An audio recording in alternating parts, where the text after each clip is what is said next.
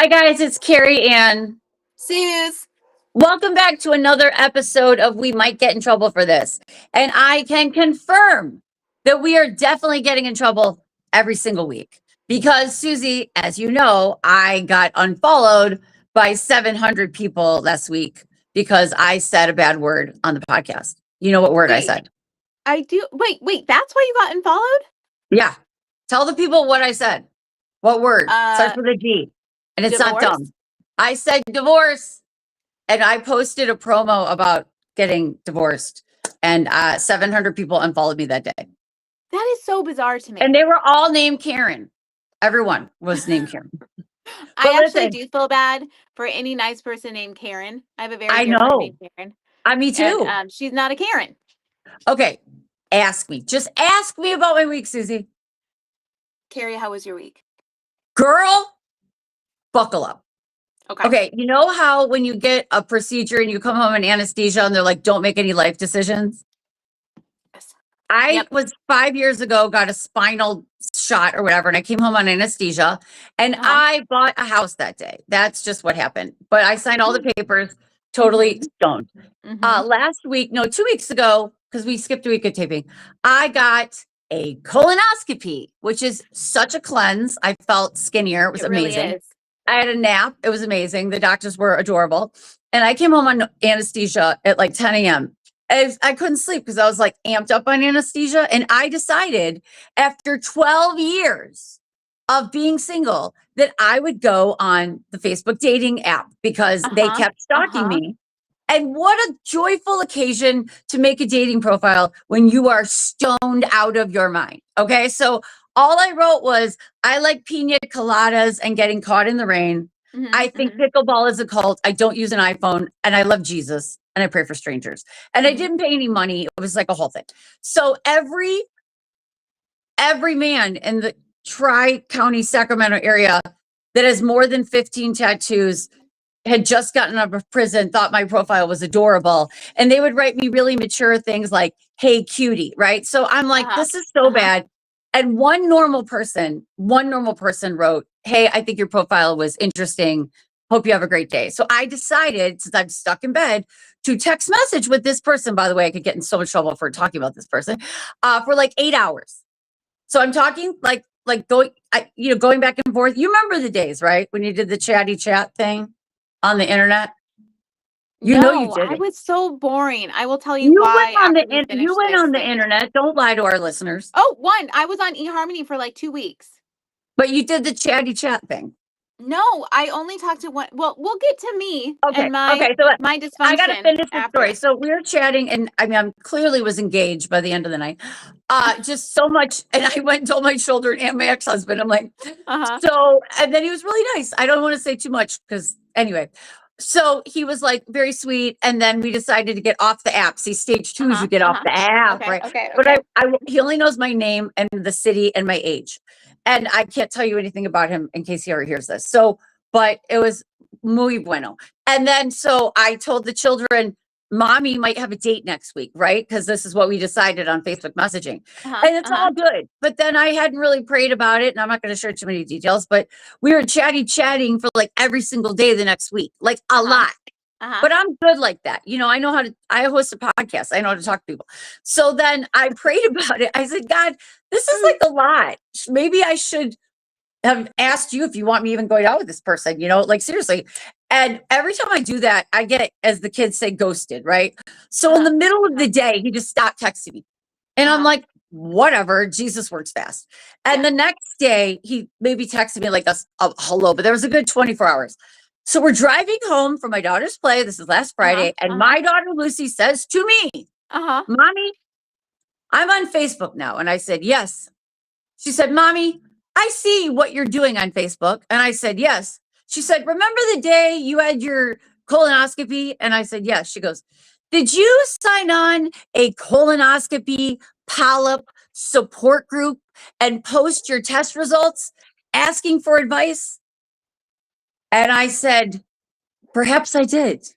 And she got a notification that Carrie Pomeroli had posted her colonoscopy reports with polyps into a group of 10,000 strangers saying, what would you do?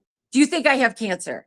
Well, since they all have, wait, keep going. Yeah. Sorry. I joined a Facebook group that was not anonymous.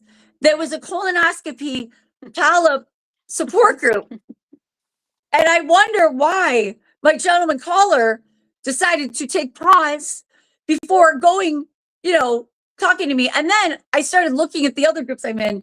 We know that sister girl Ruby is on a kid's version of Wegovy, which is like a GLP-1, right? Okay. I am also in the GLP-1 support group. And people are going to get notifications that A, I'm on a weight loss drug. B, I have polyps. And C, my internal colonoscopy results are floating on the interweb for all the world to see. So I just decided I would go back to Africa. And Lucy's like, you can't go back to Africa because all the kids follow you on Facebook in Africa. So I've decided to go dark web, Dominican Republic. The gentleman caller, to wrap it up, he did text me again.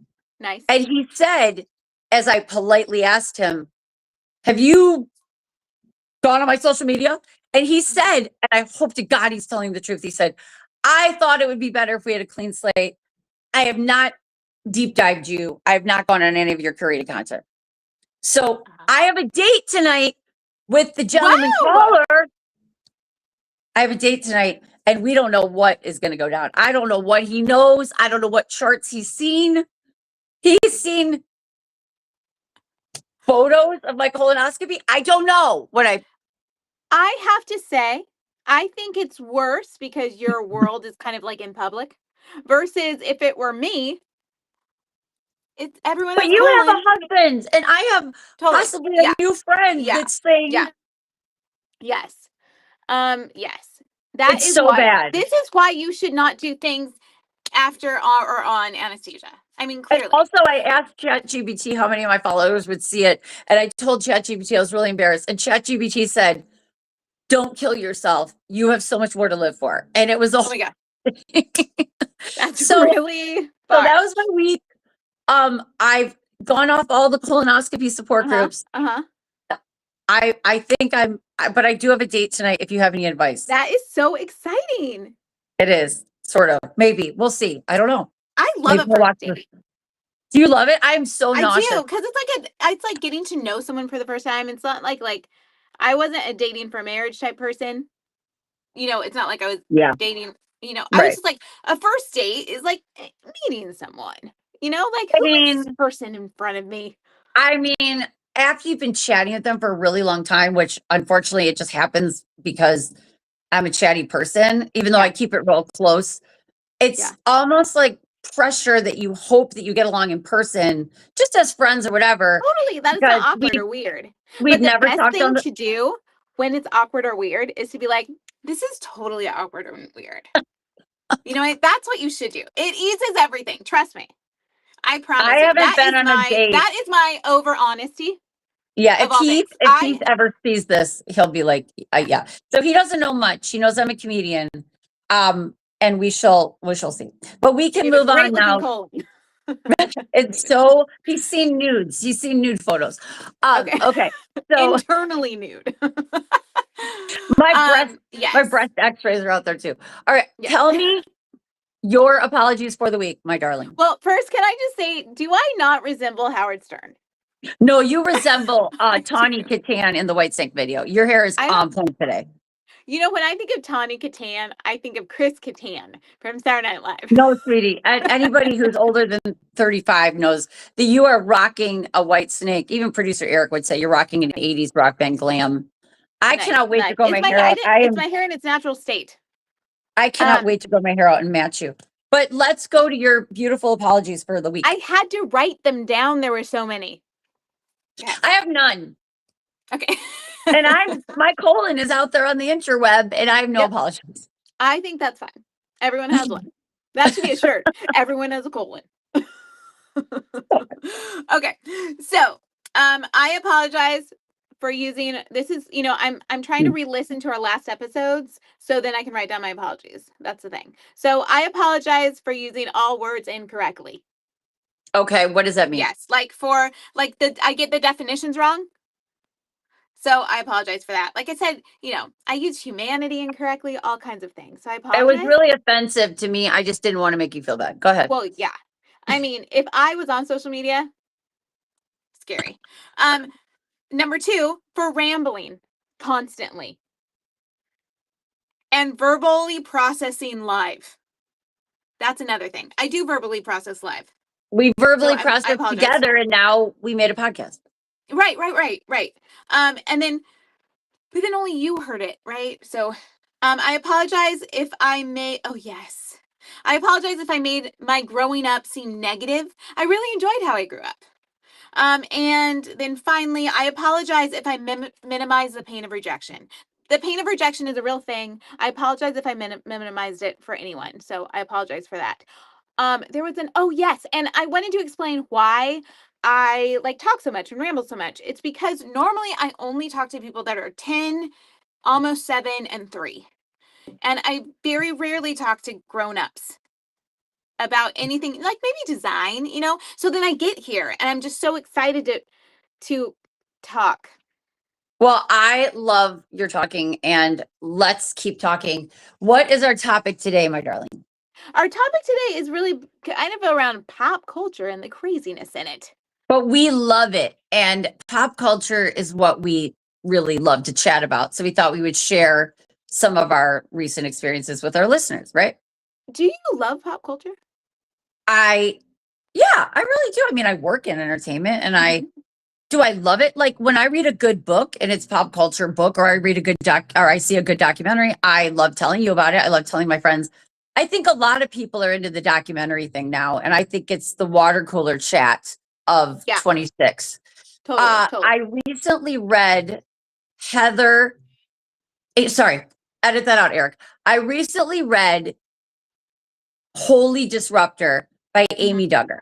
Yes. And I totally want to have her over for peanut butter and jelly sandwiches and give her a hug, because Sister Girl went through some stuff, and Amy Duggar was Crazy Cousin Amy. That's what they called her on the show 19 Kids and Counting, the Duggar documentary that went to many different channels, different spinoffs. And her book was amazing and real and raw, and what she went through behind the scenes. And I'm a very open the curtain kind of person. I want to see behind the curtain. And it was just about her experience in life and on the show and off the show, and what the show did for her and to her. And, there's quite a few scandals, as we know, in the background of the show. So I really loved it. She's married now and has kids, right? She has one son. She had a very tough upbringing, alcoholic father, bipolar father. She went into all of those details. She was really tight with her mom. I think what was fascinating, and I love justice. I always want the bad guys to lose. I can't watch a movie if the bad guys don't lose. And she was taken advantage of on that show. She signed a contract that was given to her by her uncle, who was the star of the show, and they paid her $0 for being on every single episode. $0. And when she had to make a cake for a birthday episode, she had to buy all the ingredients, and she had babysitting money, and that was it. And she had to buy all her own clothes and everything, that she signed her life away, when literally millions of dollars was being exchanged with networks and sponsorships. Now, I'm a SAG member, and I'm sure at some point you were too. They're not Screen Actors Guild members. I just wondered if there was not a union to protect her. But she got paid $0 for doing all those episodes. That's so crazy. It was insane. And they portrayed her as the crazy cousin because she would wear a baseball cap or pants. You know what I mean? And heathens. Yeah, heathens. And I don't think this episode is about bagging on the family or anything like that. I think that what I really reminded myself, and I've been a part of a lot of reality television projects, is it's not real. It's not real at all. And maybe if they hadn't been filming a reality TV show, they could have stopped some of the now public abuse that was happening within the home, within the family. I think that sometimes we get a carrot dangled and say, here's a taste of fame, and it goes haywire. I think in most cases, if you look at child stars, and we've had this conversation so many times, it's not the child that's pushing for it. It's the mom or the dad that is schlepping their kids around to auditions. Like we've talked about, I did that with my kids until they basically were like, yeah, this sucks. And I'm like, cool, I didn't like it anyway. But they had cameras in their house like all the time. And there was abuse going on in the house. I mean, I'm not gossiping. It's a fact. It's come out now. And one of their sons had sexually abused two of their daughters. And not only that, he was very wounded and doing terrible things outside the house and on the internet. And it was horrible. Awful. Yeah, totally awful. And I don't know if the cameras being there would have stopped it or didn't stop it. It was just so sad. Yeah, I think there is a problem. This kind of goes into the documentary that you made me watch, so I binged it for 4 hours last night. The documentary that you had told me about. So it's called False Prophet. It's on Netflix, and it kind of plays into my issue with that kind of religiosity, where you have a very hierarchical. Well, they were both in what you would call a cult. I mean, I don't know what the Duggars. They had a name for it. It was they were part of. I can't remember like ILPL or let's Google like that. the We'll life principles, something. And they had a grandmaster dude, and he made all the rules in their cult. Yeah, and then the Mormon grandmaster, but yes, he was. I was going to say Grandmaster Flash, like an '80s throwback. Grand Poobah, head honcho. Yeah, head honcho, right? And then, but then so did the Mormon. This particular group. Oh yeah, absolutely. I think the principle of life, something, whatever. So that was like, if you follow his rules, then you'll have a good life. And if your life is crappy, then it's obviously because you've done something wrong. So clearly, didn't read the whole, didn't read the Bible, that thing. But they claim to be this very Christian group, right? And that's understandable. People that are struggling want to know, what is a formula to have a good life, right? And we can all know some decisions can, we can make good decisions, bad decisions, blah, blah, right? And still life happens, right? So that is kind of my issue with the religion that the Duggars followed, and then the religion that creates these problems, right? Which is you God here, and then you put a man here, and then you put all y'all. In order to know what to do, you kind of have to go through this man, and this man will tell you what he says. He's and like this man will tell you if you can drink coffee. This man will tell you if you can't have caffeine, because in the Mormon church, there's can't have either of those things. And certainly, there are more extreme forms of any religion, right? Every religion kind of has a fundamentalist arena to it. So the false prophet, I was so angry by the end of it. Livid. So thank you for making me watch it. What made you angry about it? The little girls. That is infuriating to me. So to give kind of an overview of what happened. So this woman, Christine, who had experienced her own kind of victimization and trafficking, and she was an adult and had kids, right? So it just can show you how vulnerable everyone is to manipulation, right? So she and her husband that she is now with, moved to this town. Do you remember why they moved to that town in Utah? No, they moved to the town undercover, saying that they were going to film a documentary about this Mormon group of people. And by the way, when I say Mormon, I'm talking a specific group of Mormons in this particular, it was a compound kind of. Like it's Warren Jeff's group or sect. They moved and said, we're filming a documentary, but her intention was to free the women and the children, and actually some of the men that were brainwashed into the cult. Yeah. And they went to prison. Thank goodness. They did go to prison. They did go to prison. So that whole structure of some man saying, I am a prophet, and you're going to do what I say because I'm speaking for God, that is a huge issue. And then the consistency of it's so infuriating to me. I have to say, it's so infuriating to me. Well, also because it was kids and women are always the shrapnel. And he and other leaders in the sect were saying they were speaking from God and doing despicable things ongoing in the name of God, which has been going on as long as creation, right? We've had evil in the name of God. And it begs the question, what is God doing? I'm going to ask you this because you're a spiritual intellectual. As God looks down and watches this particular one group of people, our God, the God that we know, scripturally, biblically, it's not like he can't do anything to save them. And eventually, so the women and children did get freed, but I would imagine his heart is breaking in a million pieces. Yeah, I think I will get to that. Let's hold that question because I have a lot of thoughts on that question. But what happens in the documentary, which can happen to, many, many people are vulnerable to this, right? It, of course, starts with, I speak for God, and there is this wall, there is this human between you and God. So you've got to listen to what this guy says because God only speaks to him. It's the Old Testament. It's the Old Testament temple, right? But not at all in a biblical way, right? No, not in a biblical way. It's the same concept. God speak to different people.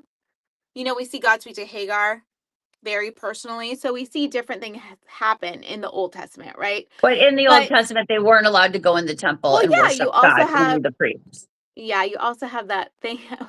Is that where like the priests would wear bells just in case they died? But you see God reach out to people individually. Yeah, he like did. Hagar, right? So, but creating that hierarchy, and then it starts with little things, little manipulations, et cetera, and then already this group has continuously taught women and little girls, they are so secondary, and kids too, little boys probably maybe, they're so secondary that they cannot trust at all themselves. It's a bastardization of that verse that I can't think of right now because I'm in perimenopause. What's that about our heart? Deceitful, right? It bastardizes that. So it then gives them this like idea that I can't listen to myself, that anything that's happening to me that the prophet says, I'm explaining what kind of happens to these girls and how they get so brainwashed. But if something is happening to me and the prophet is saying it's from God, I have to accept it.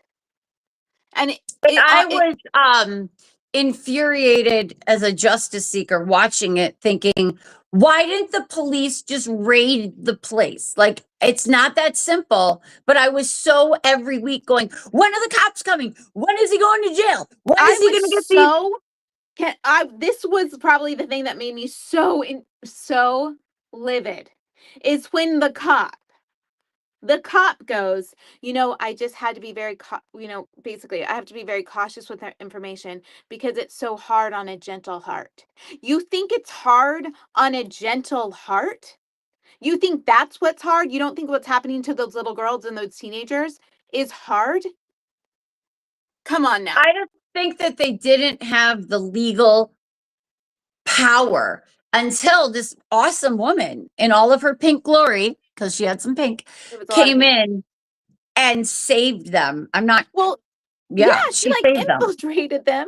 I love it. I love definition. So she came in and she made friends with them, and I think she was very not judgmental about the girls. And then she kind of was realizing what had happened. And I think one of the turning points for her is when the guy, this prophet dude,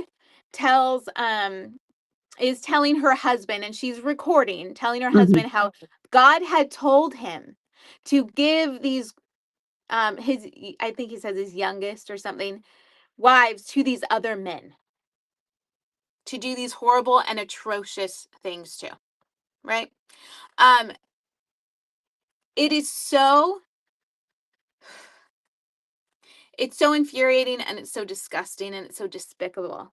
And the fact that also, obviously some of their mothers were totally brainwashed, because I think 5 or 6 of the adult wives went to jail along with him. But here's the thing. It's like, why do we watch it? Now, the reason I can justify. I did because you told me to. Okay, yes. And I love that the bad guys got caught and taken care of. And I can't watch something unless there is a resolution. Like, for example, we can talk about this another time, but the Natalia Grace story, about who was Natalia Grace. Was she a grown adult impersonating a little child, or was she a child that got very abused, and that whole story got out into the world? So when I watched this one, I couldn't wait to get to episode 7, because I just knew in my head that they had to have some resolution for this, as some documentaries do not. Sometimes I go, this is really dark. Why am I watching this? But then I don't want to be ignorant, right? I don't want to be Yes. ignorant of what's going on. Yes. And I hope that it absolutely sheds light on, and this is so sad about society. I think a lot of people, and I'm going to say it, I think a lot of people get their news from pop culture. Like Sure. they're getting their, Yes. I didn't know about that. I watched it on Netflix. I watched it on Hulu. Maybe I'm partially, Sure. responsible for that. But I think the documentaries like this are very important, actually. And I think they should keep making them. I watched the P. Diddy documentary. I mean, now here's the thing, documentarians have their own opinions. So they're going to make it in a way that is skewed to their narrative. But in the ones that I watched, it was pretty cut and dry. Like these are bad guys and bad girls, and they went to jail. But Yeah. we could go on and on. But Yeah. what do you think I think one thing I found so heartbreaking. I mean, a million things were heartbreaking, but these women and these boys, I'm not talking about the men, the grown men, but these women and these girls are so brainwashed that even when they were being rescued, I wonder if they were drugged. Didn't they look a little drugged? Oh yeah. I don't know if they look drugged. Sorry, that's my dog. He's furious about it too. I think some of them looked so incredibly traumatized, so incredibly disassociated. That's what I thought they looked like they were on tranquilizers. I don't know Maybe. if that, and we may never know, but so Yeah. because we don't have a long time Yeah. to wrap But this up. he pulled them out of school. Like, it's so horrific. And so the God thing. Did you want to do the God thing? Yeah, I really want to know, like when you watch Yeah. bad things like this happen and they're real, whether it's the news or the documentary. Yeah. How do you still believe in an all-knowing, all-loving God? Well, because there are several different theological ideas on this. One of them that I think we really have to take into note, right? Because it's my belief, doesn't mean, hope I'm not a heretic. When we talk about God being all powerful, that is like the source of where all power comes from. That is a theological view. It's a very common theological view, but that we are not in the 1,000 years of Jesus's reign. And so there is something within the system that we live in today where we see, even in Daniel, is it Daniel, where the angel's delayed? And the angel talks about the principalities. So we are in something where there is spiritual warfare. Paul talks about it, right? Well, so, I believe. Yeah, so there is something there. There is a tension there where we are assuming God can just go down and pluck as if it's something easy. So I think we have to, as believers or as people, recognize that this is a hard system to understand, and it's not cut and dry, which is what the end of Job is all about. Really, truly, the complexities of it.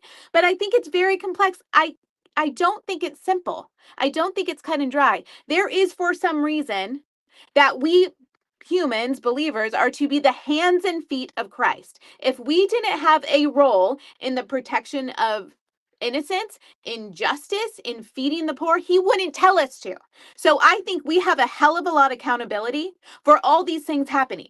A hell of a lot of accountability. I do not think God is standing far away just watching. I think he has said, you work in the system, and that has to do with justice and not just feeding Christians and not just feeding people that look like us or think like us or believe like us.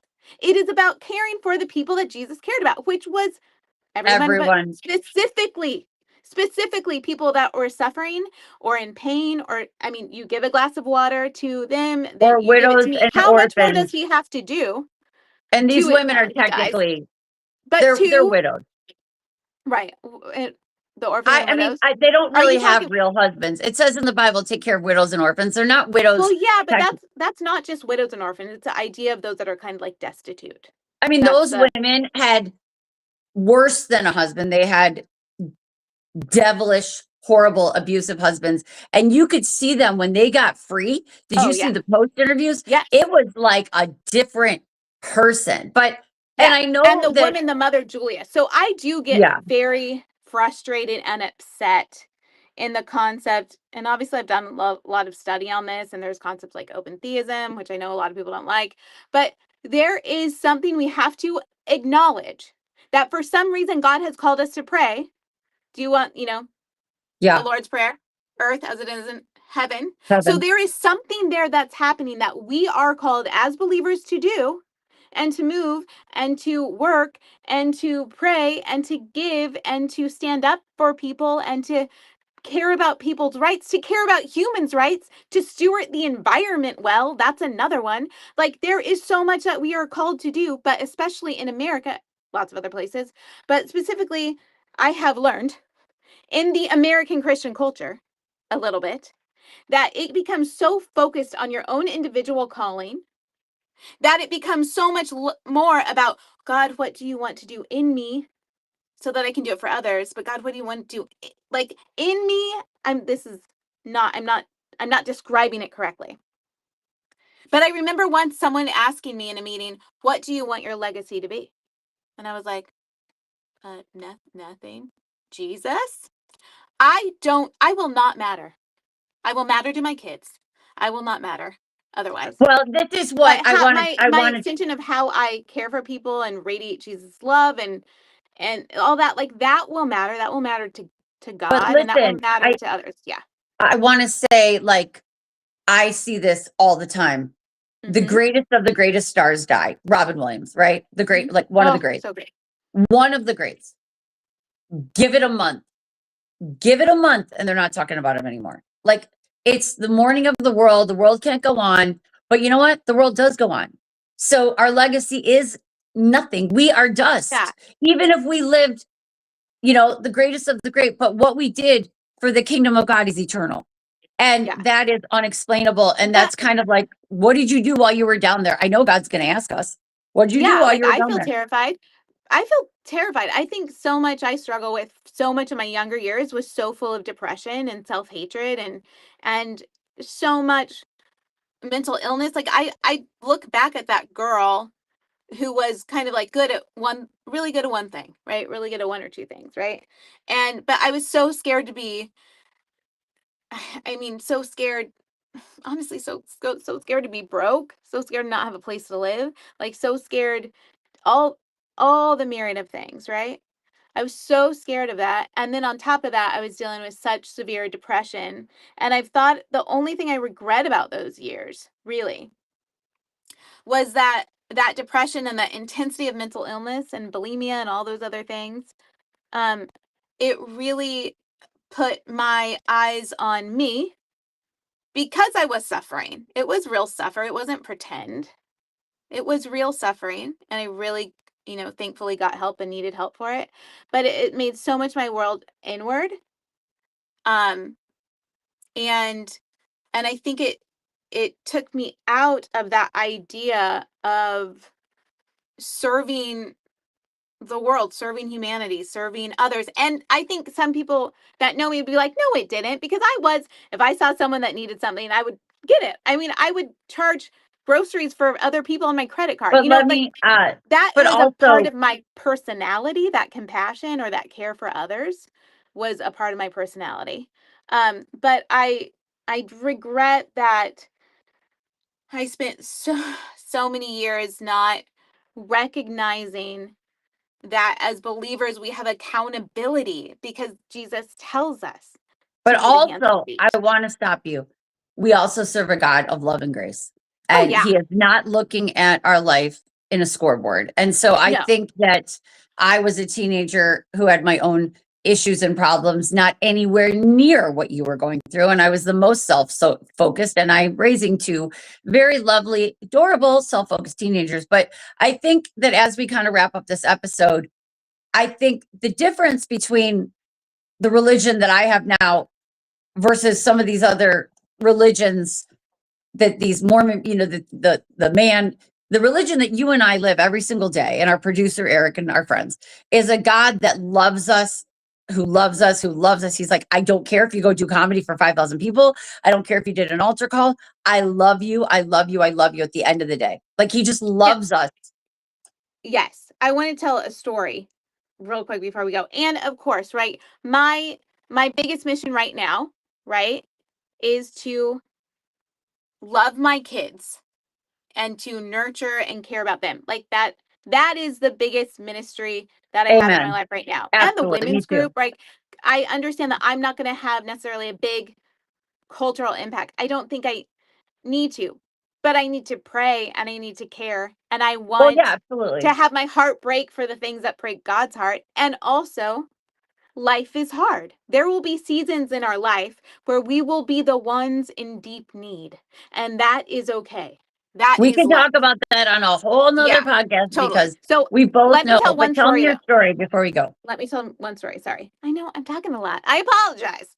So one time, if I haven't told this story before, one time I was driving on Lake Gershon Boulevard in North Hollywood, and I had been asked to pray for something. I hope I didn't already tell the story, but I was asked to pray for someone who was doing this big movie, and I'm driving in my Corolla that's held together by duct tape, and she was very successful and had all the things, and I was like, God, I really don't want to pray for her, but I will because someone asked me to.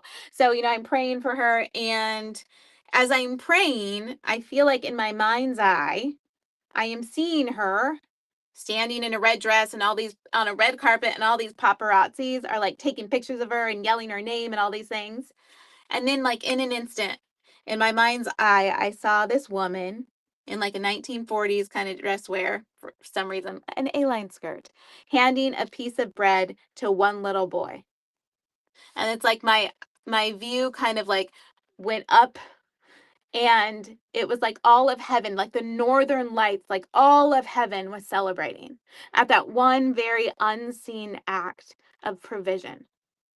And so I think that is what God cares about. It doesn't have to be huge. It doesn't have to be enormous. But there should be something in our lives, something in our hearts of belief that has an overflow and a desire to care and give what we can, which is sometimes a piece of bread. Right? Sometimes it's up small, but when it's done, it's going to make me cry. When it's done out of the love and the heart of Christ, all of heaven rejoices because God does care about that one child and all children. Like he cares about all of us. And so I think that is, God is calling us to be his hands and feet, which means to move in a world that is hurting and suffering and to ease that pain in whatever way we can. I think that is beautiful. And I think you just summed it up.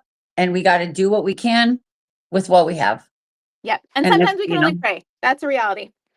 But prayers work, and prayers are why you and I are still here, and we're still standing, and we're still doing life because people have prayed for us, right? And we know the power. Oh my goodness. 100%. So I want to just say to anybody who's listening right now that you can write us a funny email and tell us you like our beauty products, or you can send us a prayer request, and they will both be equally valid, and we will pray for you. And I just want to say that because that's the way to wrap it up. So thank you for sharing that. Now I have a beauty product, or do you have a beauty product? Because do you have one? Because I have one. Okay, you can do yours. I'll do mine next week. Yours. Yours is better. Mine's from Mexico. I have to go get it. Do you have yours sitting next to you? Yeah. Well, okay. Yes. I went to Mexico. Go for it. Go for it. Show it. I got bootleg retin-A from Mexico, which is illegal. The strength of this is illegal in America. It's harsher than tretinoin. Yes. It's retinoin. It's retinoin. Yes. This is going to burn off hellfire, and it's going to burn off my 40s. It's going to burn off my 40s. It's going to near your face like I did. It's going to take those 10 years off. I got this in Mexico in the back of a truck, probably. I'm not going to tell you where, with cash. And the strength is outlawed, and I don't hate it. So that's my beauty review. If you want to get and we have to do a whole episode on going to Korea to get facial treatments, because that's what the girls are doing now. You got to look it up. Okay. Stay tuned. I don't have So that's my beauty product. Okay. You don't have your passport? Bye. I don't have a passport. I don't. Okay. Well, we will end it on 50% of America, or more than 50% of Americans don't have a passport. Who has that? Well, I have a passport because of all the things, but I will go to Korea and bring you back some bootleg stuff. But so thank you for joining us. This was a really great episode. We will pray for you. I'm going to say a prayer as we end. Is that okay? Yep. God, thank you for this podcast. It is so not in any way what we planned it would be, but everything that you planned it would be. Thank you for anybody who's listening right now, who's been in a situation that they felt hurt or forgotten. And I just pray, God, that you speak to them wherever they are, and that you speak to them and their circumstance in such a specific way that they will know the love and grace that only you can give them. Amen. Amen. Hallelujah. See you guys next week. Bye.